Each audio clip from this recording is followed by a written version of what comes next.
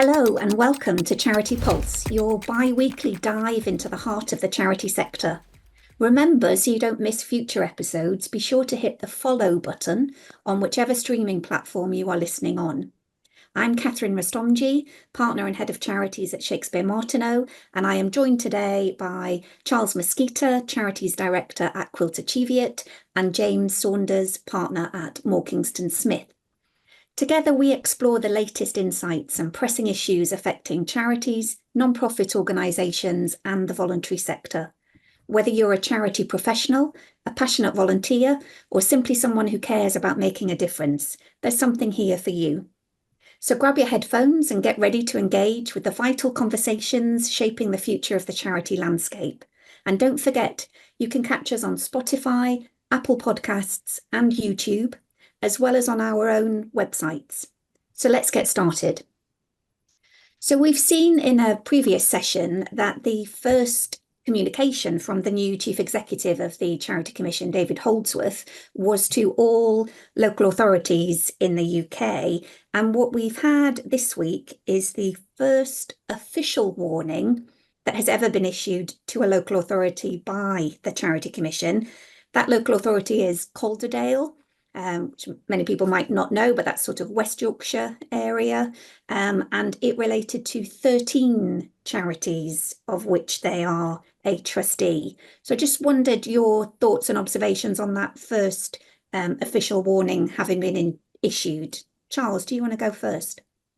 Yeah, I suppose that having had the letter and then the warning coming quite so quickly after the letter from the chief executive,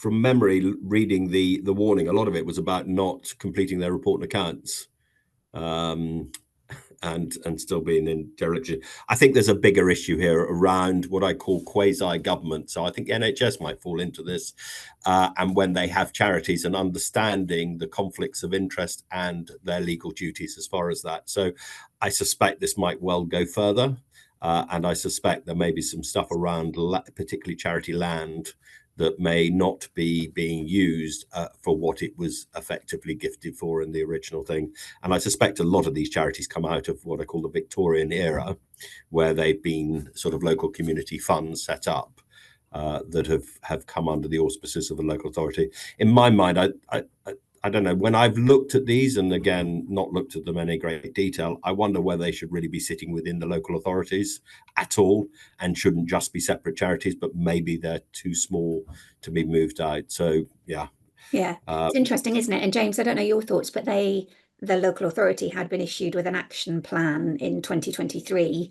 And it sounds as though they have not done very much, if anything at all, to progress that action plan. And I did wonder if this is the Commission maybe flexing its muscles a bit to say, look, we're not going to treat you more lightly than we would any other charity trustee. It does sound like that, doesn't it? And perhaps as I think we mentioned last time, perhaps it's not just flexing their muscles in this particular case, but for a sector that they might be targeting for whatever reason. Perhaps it does seem a strange coincidence that this was a flagged for them, and now the first official warning to a local authority is coming out. So yeah, I think on both fronts it does seem to be they want to make an example, but they want to be strong with this particular organisation, and it possibly signals that there might be a few more of these to come. Yeah, I do wonder whether that's going to be a trend. I suppose moving on to another trend that we're seeing this week, this is new research from Pro Bono Economics, all to do with philanthropy, but particularly focusing on wealthy British donors. And I did wonder if I was just micro reading the article and picking out wording, but it talked about of the 86% that give to charity, 1 in 6 could double their donation. That's my emphasis added there, very much could, but there does seem to be quite a focus here on philanthropic giving. How do we increase it? And is there a kind of untapped resource here that we're not getting access to? So James, I'll come to you first this time. I wonder, in the world of philanthropy, what your experiences are or what you made of this particular story. Yeah, it did seem a bit of a strange set of statistics and opinion poll responses. I think your point, Catherine, about could double their donations. That was an element, that was an opinion poll response. So I'm sure people are very honest when they complete these things, but how representative that is of most people, I don't know. There is definitely more money that could be gleaned from these sort of sources. The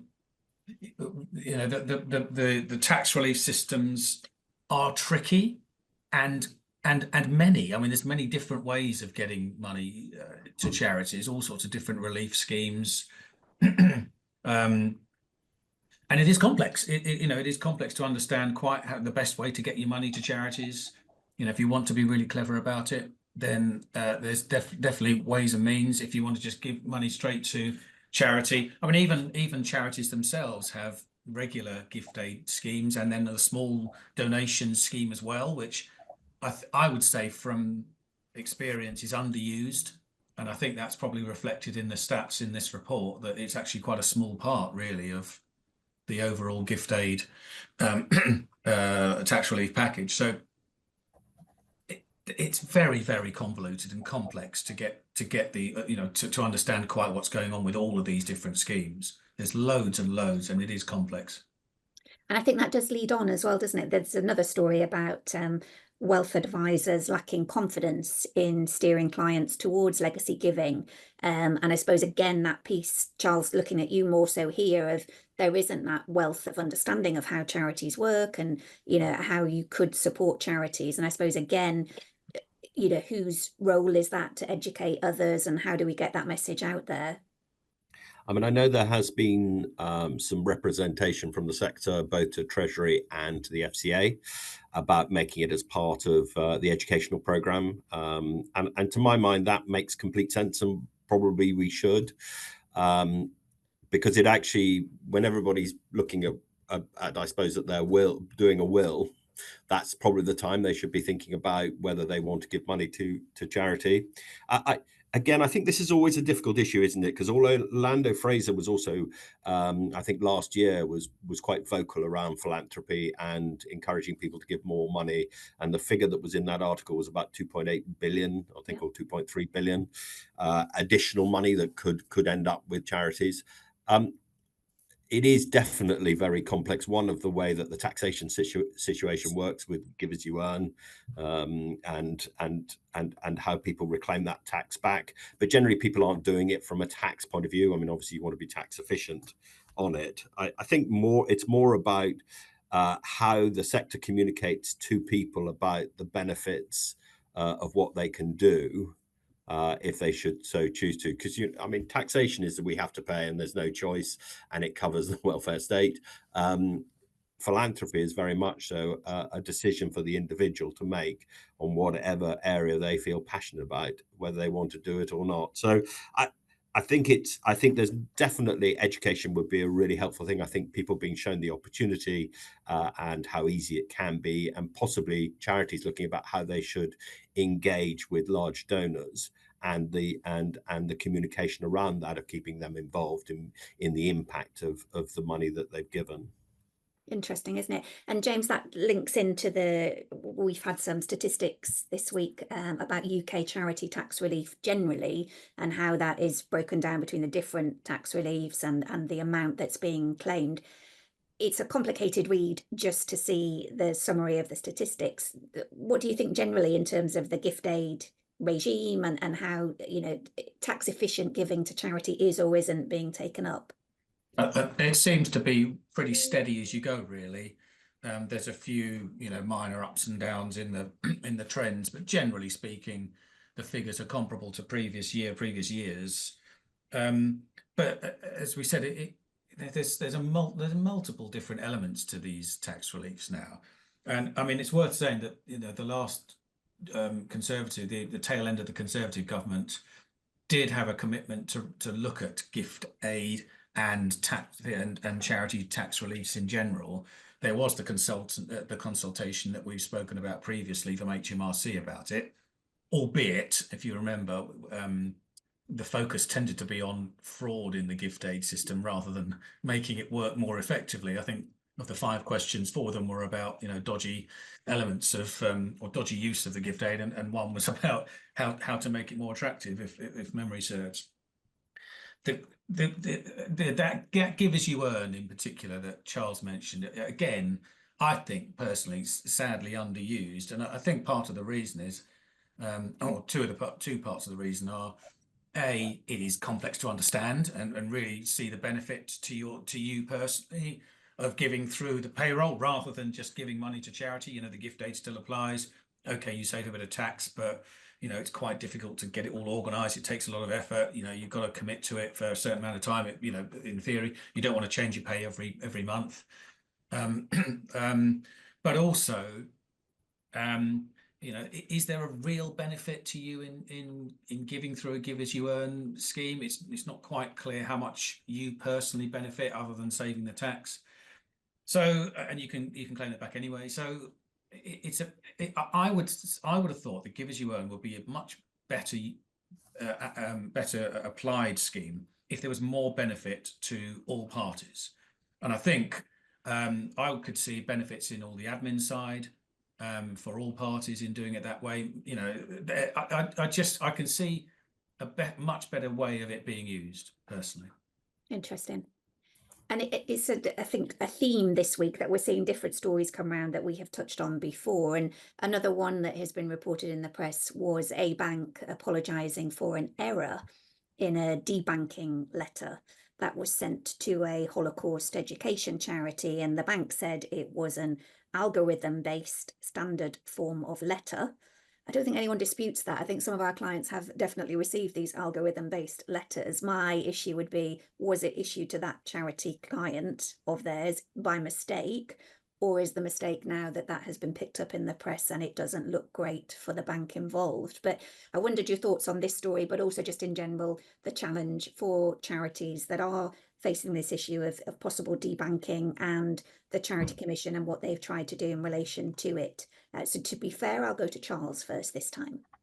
Yeah, I mean, we did have Helen Stevenson talking about it about 6-9 months ago, and they were going to go and talk to, or they have been in conversation with banks and the FCA and everything else.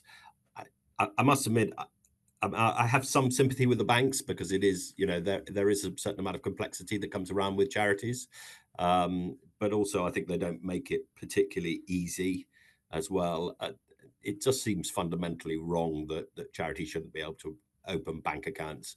But we've also we need to give them some latitude, particularly those charities that are operating overseas, because that also comes with a whole lot of complexity of which, from a bank's point of view, if something goes wrong, actually it's their reputation that is then put at risk, and of course they have much deeper pockets. So if there's recompense being looked for, then the bank is going to be the one that's asked for it. So I can sort of understand from their perspective why they might have a reluctance to do it. I don't know about on the AI thing. And just one thing, just go back just on the HMRC's report. The other thing that always slightly amuses me, and perhaps I'm misreading this, is that they seem to be always portraying they're doing a favor to the sector for giving the tax back rather than taking it. And you do slightly fundamentally think that actually charities shouldn't be paying tax because they are actually there for the public benefit and doing good. So I just to pick up on some of the things that James was covering earlier. And James, debanking, are you seeing that with some of your clients? Yeah, loads. I mean, we've mentioned this before that I think is terrible. I have no sympathy with the banks. I'm sorry, Charles. I have to do anti-money laundering checks for new clients. Solicitors, lawyers have to do anti-money laundering checks for clients. I don't write to the bank and say, right, I can't be bothered to do it. I'm just going to get you to write and verify everything for me, which is what they do to us, regularly. They just they're not prepared to try and understand the charity sector. And if it's not a company limited by shares and you can't verify the ownership, they just throw their hands up and say, right, well, we'll just get the accountants or the lawyers to do it. They've got to be better than that. And I think they are being held to account now. It does seem the attention's getting in there, but it hasn't changed the fact that I've had plenty of clients who have, a couple who've just had their accounts summarily closed and a check written to them. And as I've mentioned before, what that does mean is you're pretty much blackballed by every other bank. The moment you say to a bank, we would like to open an account because and as you have to, so and so closed ours and didn't want to deal with us, the odds are set against you. And other charities, I've got a Royal Charter charity trying to set up a bank account, completely no hope whatsoever. I mean, something about, the bank insisted on wet signatures rather than e-signatures or something, and therefore cancel the application. It's just absurd. They don't seem to want to work with charities. Seems to be the gist of things. So, yeah, sorry, that's a bit of a rant. No, I have some sympathy as well around everybody's interpretation of the anti-money laundering regulations is different. So whether you can have wet signatures, whether all trustees have to sign, only some have to sign, and everything else, and there's a real inconsistency there. And I think I don't know. I'm not an expert in this area, but I do think that the FCA could probably put a little bit of guidance around that of what is needed and acceptable. But I suspect they don't, because they don't want to then find themselves that somebody got it wrong. The bit of sympathy I do have with the banks is that they did get fined. They have been fined huge amounts of money for what I think we've covered this before. What seemed to be reasonably minor contraventions of the AML regulations. So the disproportionate nature of how much they've been fined probably leads to this overreaction on their own AML procedures. That's where I think I can understand. I'm not sure they have been fined for minor. That I think we need to be careful about making that statement, because I think the regulators look at these things pretty carefully, and there is certainly, again, we only hear it from the press, so we're not looking at it obviously at integral detail, but certainly some of the behaviours of some of the banks have been somewhat surprising, that they thought that was acceptable in any shape or form. Yeah, I just find it interesting. I think it's the status of charities as a client for the banks, that when they're looking for deposits, they're all over charities like a rash. And then when they actually are being asked to provide banking in a traditional banking sense, they don't want to do that because they're not making sufficient profit on that transaction. So I do think cynically it is, reaction in the market. But I also wonder whether that's an opportunity for the third sector banks to say, we're moving into this space and we're gaining more traction in it, which is competition for the high street banks, maybe. But I am going to close things off here, because I think we are pretty much at time. So thank you for tuning in to this episode of Charity Pulse. We hope you found our discussion insightful. If you have any questions or topics you'd like us to cover in future episodes, we'd love to hear from you. Don't forget to follow us, leave a review, and share our podcast with your network. Join us next time as we continue to explore the challenges and opportunities facing charities, non-profits, and voluntary organisations. Until then, keep the pulse of charity beating strong.